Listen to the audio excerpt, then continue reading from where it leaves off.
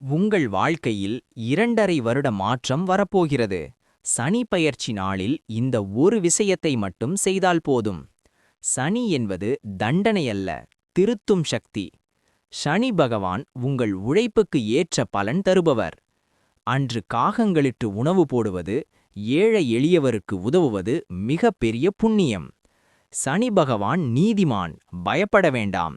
நியாயமாக வாழ்பவர்களுக்கு அவர் எப்போதும் துணை நிற்பார்.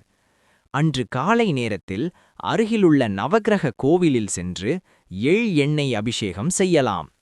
நீலம் நிற ஆடை அணிந்து சனிக்கிழமைகளில் விரதம் இருக்கலாம். திருநள்ளார் தர்பாரண்யேஸ்வரர் டெம்பிள் தரிசனம் அல்லது அருகிலுள்ள சனிஸ்தலத்தில் 9 சுற்று பிரதட்சிணம் செய்தால் சனிதோஷம் குறையும் என்று நம்பப்படுகிறது.